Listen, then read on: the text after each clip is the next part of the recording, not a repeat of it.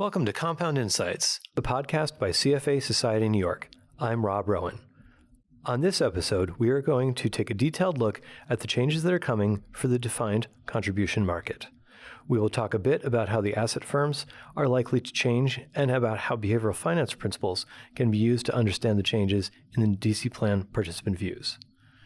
Today, we have two exceptionally thoughtful people from the DC industry.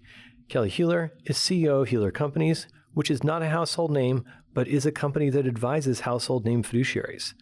Hueller has been ahead of the curve since its inception, and we are going to dig into that a little bit later. Neil Lloyd is a partner of Mercer, which is a household name, and he is the firm's head of USDC and financial wellness research.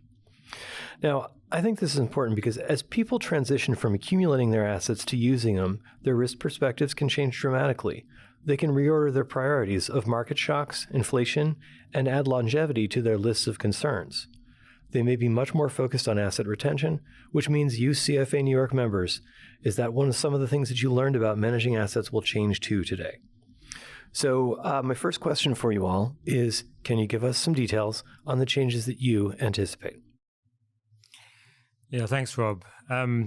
Maybe to give some perspective, Kelly and I think first met about 11 years ago when we both spoke at an ERISA Advisory Council session. In fact, we did another one 1 year ago. And what was funny was that in 10 years, having raised this as a big issue, nothing much had changed. That's the hard part, the truth. Now, I think what we're quite excited about now is that there is an act in Congress. It passed through the House. It has been stuck in Senate. I mean, we're hoping it might pass before the end of the year, but no guarantees. And it has a couple of key lifetime income provisions. One of them is, and probably the key one, is to allow a safe harbor for plan sponsors who offer annuity products in plan. So I think one of the things we've seen in the last couple of years is a lot of plan sponsors being aware of the risk, being very wary of the risks they were going to take on. So this safe harbor is quite important to them. There's another provision which improves the portability of solutions, which also will help as well.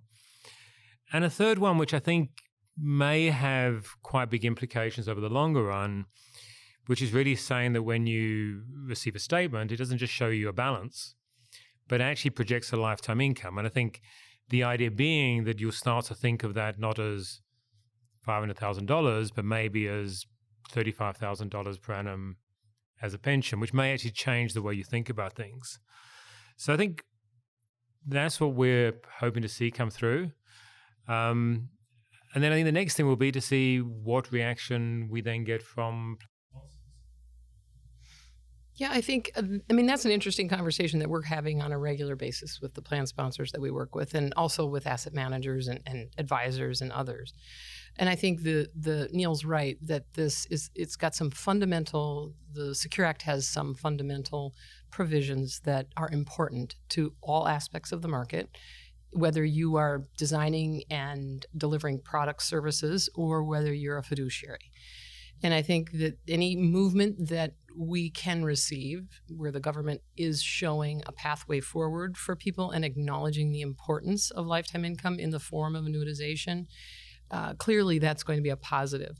And I think, Neil, you probably agree with this, that the challenges don't all go away. It's a beginning point.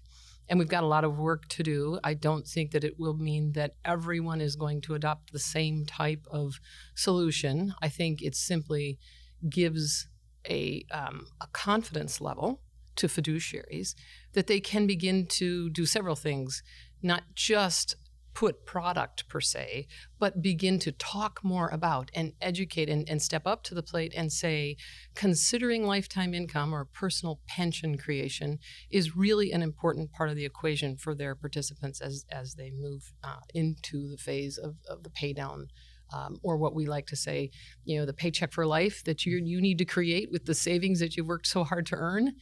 So I think that's the big positive, is that it gives us some support. It gives an impetus and pushes in, and I think, we're already seeing. It's quite interesting. We're seeing it now already. We're seeing a lot more plan sponsors talking to us, trying to understand what options could they consider. Not necessarily just the annuities, sometimes pure investment products.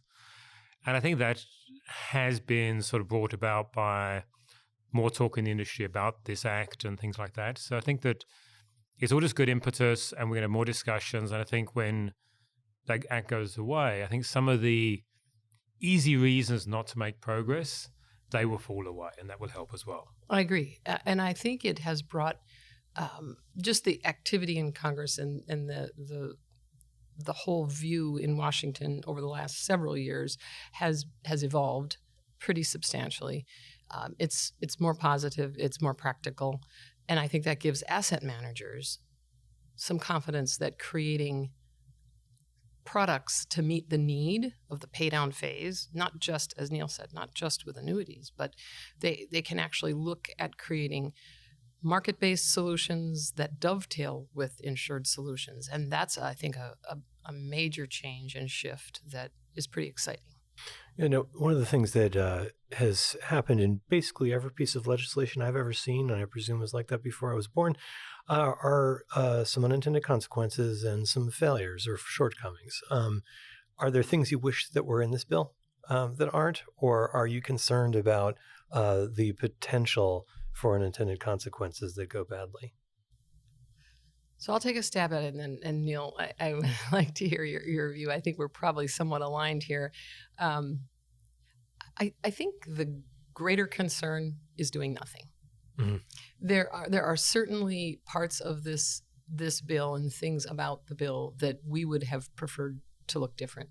Frankly, to be more conservative and more, a little bit more defined around insurer selection, et cetera. However, I think the unintended consequences are going to come if nothing happens. Those are much more concerning to us. Right. I think the unintended consequences of any legislation, that's always part of the process.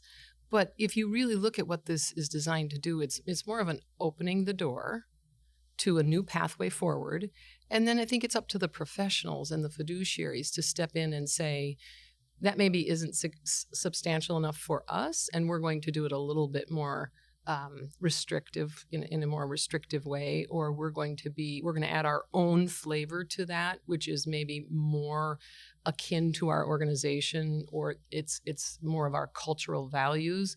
But I think the legislation itself is so much better. Like Neil said, progress. We need progress. And if without something like this, the consequences of doing nothing are so much greater. Mm-hmm. I think there's an issue that's come up is maybe the safe harbor standards could be harder. Mm-hmm.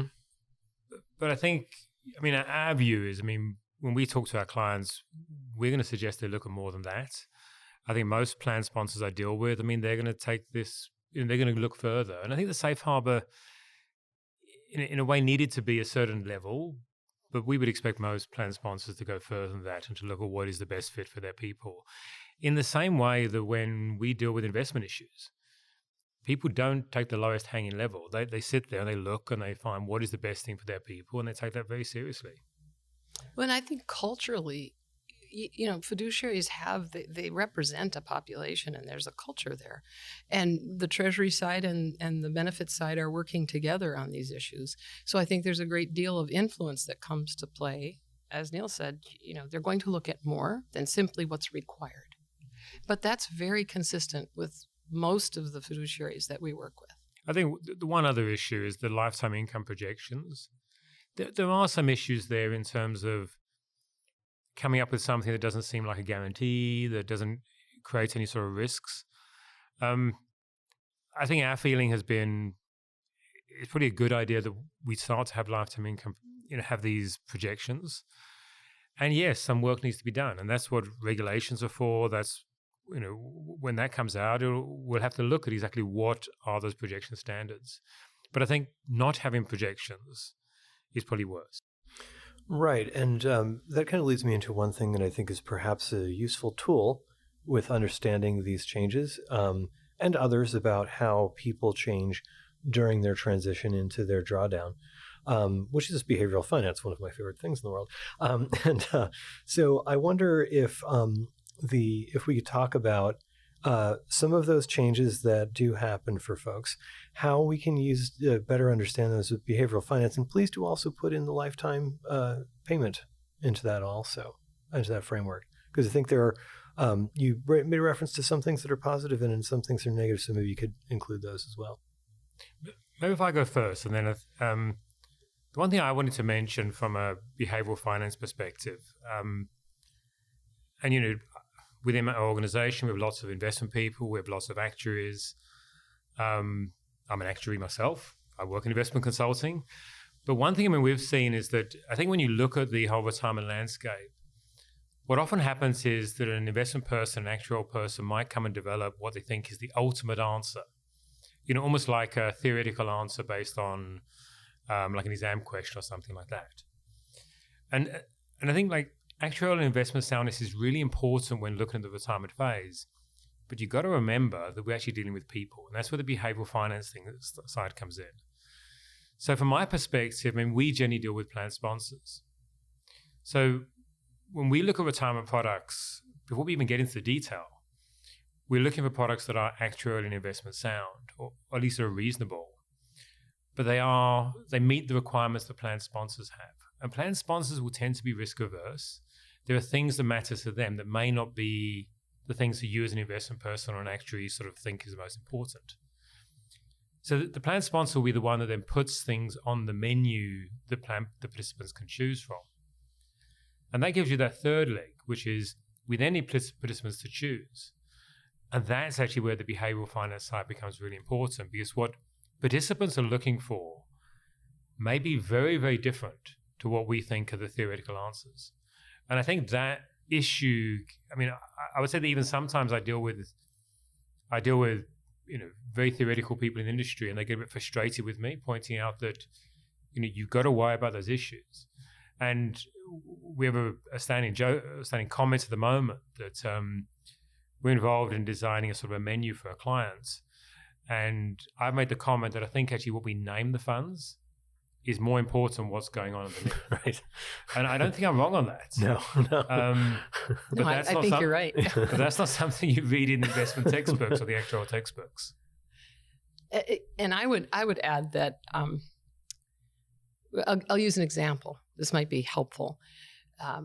We have a diverse platform of offerings, all the way from a fixed, to immediate, mildly deferred, all the way out to the QLAC and the longevity protection. So we see, and we've seen thousands of participants and individuals buying patterns.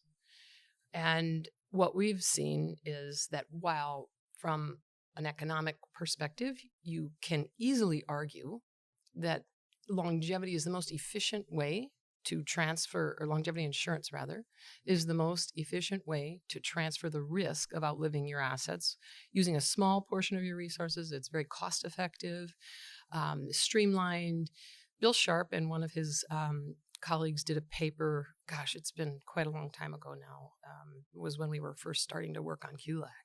And they did a paper on the efficiency of longevity insurance, which it's a good read. It's very sound. It all makes sense. On our platform, we see less than 2% of people choosing that option. Really? So as Neil's pointing out, behaviorally, we've designed something that's very efficient and that absolutely is a great way to offset risk at a very low cost. But people don't purchase it because it's very difficult for them to take any of their money and say, I'm going to put it out into the future because this is such a great, from an economic perspective, it checks all the boxes. I'm going to do this and take a piece of my retirement to buy that. It's a very hard decision for an individual to make. And I think we see, Neil was talking a little bit about plan sponsors and how they look at things. Having choice and giving a household the alternative that they may need is far better than us deciding for them what is economically, what the structure should be, because from an economic perspective, it makes the most financial sense. It doesn't work that way. People's households they're quite diverse. And I think that we see purchasing along the spectrum occurring and different types of features occurring. And I think that's been one of the problems with the past offerings on the pension side. We have too many people taking lump sum because it's too restrictive. Right. So my view of it is, you have to think about the behavioral side, and we have to give people choice. Well, let me just dig down to a couple things. And by the way, to everyone listening to the podcast, the thing that I was saying about Kelly's firm that was so innovative, she just mentioned, it's a platform that gives people choice, that is transparent and objective. It's fascinating. I would encourage everyone to visit her website and check it out. Key thing, institutionally structured versus retail. Right. Sure, I did forget that part. So can we dig into a little more of the psychology behind what stops people from doing that? Because it seems like it would be a relatively small portion of their overall assets that they would have to commit, but that appears to be the stopping point also. Is it basically they don't want to put any of their assets that far out? I actually, Neil, I would defer to him on some of his experience, but for us, what we see is a lack of a connective pathway to their investments and their future. And I think that is the future of asset management and evolution in the DC space, is going to be creating a default-like path, a path that leads them naturally to that point would, I think, change the behavior, because right now they see them as two separate decisions, okay, and very far apart. And this is putting money out into the future is a very uncertain thing. Yeah. And I think, Kelly used the word default there, and I don't think I think that word default-like path. Yeah, default. I think that the default-like is maybe the better word, but I think that the word about a path to considering annuities. Yeah. And I think actually that the lifetime income provisions, that will be a start. Agreed. I'll start thinking about income, and that might help. But there are other things that we've done in the industry that's made it hard. We tend to think about things as sort of black and white. Like you either have to take all your money, or you have to take all your money as an annuity. Right. It's the either or thing. Nothing can be further from the truth. And Kelly can talk about it in a minute, but her company, won't place more than half your money into an annuity because people need balance. But there was something else I wanted to mention that was quite interesting. Suzanne Shu is a behavioral finance professor, and she's been doing some really interesting work looking at retirees and, in particular, who buys annuities, who doesn't. And one of the conclusions she came up with was that one of the groups who actually won't buy an annuity are the loss-averse ones. Really? Now, Rob's pulling a funny face now. That's not what you expect. It's contrary. They buy stocks? What do they buy? No, but what's actually interesting is I didn't actually say risk-averse. I said loss-averse. Right. And individuals perceive a loss being that they put their money there, they die the next day, and they've lost all that money. Oh. They haven't, their family has, or whatever. But again, that's something you can deal with. I think, Kelly, isn't it true you have a lot of people on 10-year guarantees and things like that? We make sure people never see only this life-only theory. And we try, just like you're saying, that black and white. That creates a lot of, right there, that creates a lot of resistance. And it does for me. I would never hand over all my money to one entity. I wouldn't do it. So I think, people who have worked very hard, and remember this, people who've worked hard and saved, they did that on a budget, and then they're going to have a budget when they retire. But they don't know how to spend it. So if you can give them tools that are not one way or another, but you can give them tools that they can use to create that budget where income is part of the primary goal, and it's not just one type of income. You move a long way to eliminating that resistance. People who feel they have the flexibility they need, they've made the decisions about their resources, but they've also secured that paycheck for life, that amount that's always going to be there. They don't have that kind of resistance. And I think we came to the conclusion before we even started the platform that people needed to see the cost of risk transfer. So the cost of life-only risk transfer is much less in some cases than the other features. But when you create competition and you bring multiple players to the table, on any given day, you may be getting almost the same or slightly more for a 10-year period certain. So you really change the dynamic. People feel very empowered by that. Mm-hmm. Another issue we haven't covered, certainly on the behavioral side, is that although I think we all think it's about income in retirement, retirees don't always think that way. And I think, again, we're careful of generalizing, careful of doing it black and white. I mean, some do, some don't. But we've definitely heard the feedback that for some people, they spend the whole of their life. They've been good retirement savers. They now have $500,000. They've never had $500,000 in their life before. They are not likely to give it to anybody. And I think that that's not something to say they're wrong. It's something to be aware of. And for some of those people, they're not going to buy an annuity. They're going to do something else. But I think just being aware that people naturally, having built up wealth like that, they're going to be quite reluctant to pass it on. You need to bear that in mind. And if you are talking to them about annuities and things like that, you need to remember that as well, and be aware that is some of the resistance that they may have. Mm-hmm. Neil mentioned that we have a limitation of this 50%, but interestingly, I think because of the way, if you present things in a choice array, in a reasonable way, a fee level, feature level, something a person can easily understand, and they can make the choice. Our data tells us that people typically only use 20 to 25% of their resources. Yeah, I was going to ask you if you get many Yes. people trying to go to 49%. We really don't. I Yeah. mean, the majority of people, you think about how much we've stressed diversification on the accumulation side. Well, these folks, I mean, I'm 60. They all grew up at the same time I did. We learned about diversification just as an average individual working for a company. Diversification was part of a way to think about having a safe investment plan.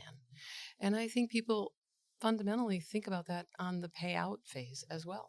Mm-hmm.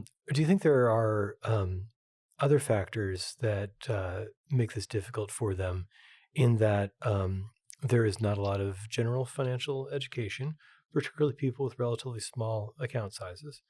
There's not a lot, in my experience in wealth management, until you get to about $20 million, by the way. $5 million doesn't really get you education for your investment advisor either.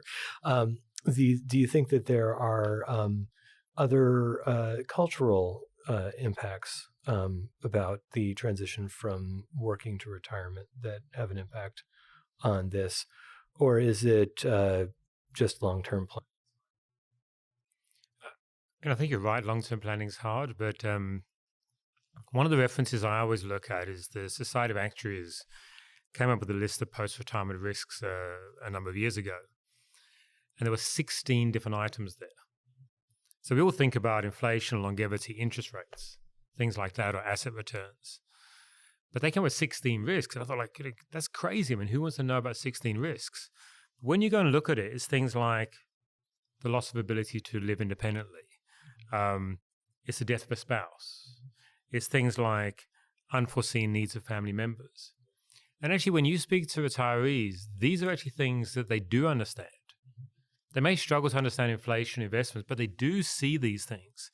They know about unexpected healthcare. They've heard about these sort of issues. So I think when people get to retirement, there's a lot of uncertainty there. And I think that's why people sometimes are very wary of doing too much with their capital. They almost want to leave a large portion of their capital just in case some of these things were to happen. Right, so it's ready. So I think that I think the research suggests that retirees, but a lot of retirees, what they do is they leave their capital and they sort of live off the income. Mm-hmm. And although that may sound a crazy way to do things, maybe they can have a reasonable life living off that income. And by leaving capital, they have money just in case something happens. I think that's actually a concern a lot of people have. Mm-hmm. And what Kelly will tell you is that there are probably more efficient ways to achieve the same aim.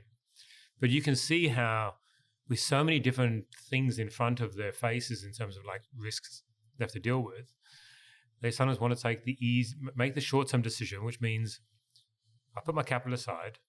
All I have to do now is see how much income I draw in a year and balance the checkbook over a year.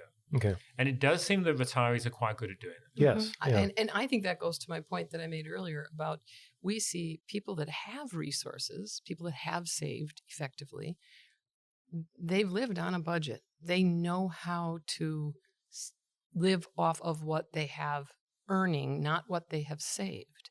The hard part becomes they're no longer earning. And that's a very hard sort of mental hurdle to go past, to touch the principle. And I think that's one of the key things. And I think that Society of Actuaries work is really terrific, and because it really talks about the things that people are concerned with and that are living with in real day-to-day life. And all of the investment issues we're talking about will impact their ability to take care of themselves. But they think about it like, that money that I've saved, I don't want to touch that, because I know if I just live off the interest and don't invade that principle, I'm going to be okay. So many of them are stuck in that spot, and it's a challenge.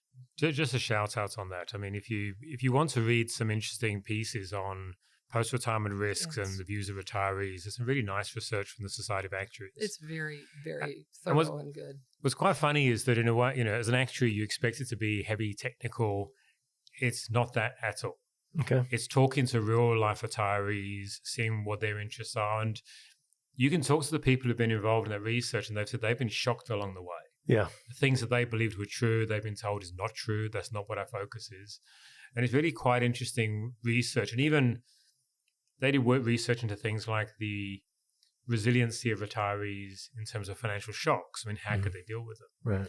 And that was interesting, where get one small financial shock and they could deal with it, and the two of them becomes a problem. But some of the other things that were quite interesting, that some of the things that they thought were a financial shock were things like fixing your car. Oh, okay. Repairing your roof. Okay. Like, if you live in a house, if you have a car, right, those should not be a shock. Yeah. Roof, 20 years. Yeah. All right. Well, I will put links to all of the studies you mentioned, Bill Sharp, Suzanne Shoes, and post-retirement work into the show notes. Perhaps we should leave it there. So thank you guys for being here. This has been really good. Terrific. Thanks, Rob. Thanks, you. Kelly. Yeah. Thank you, Paul. It was fun. I hope you enjoyed our podcast. If you have not yet, please subscribe at the podcast app of your choice. Also, please visit us on the web at cfany.org.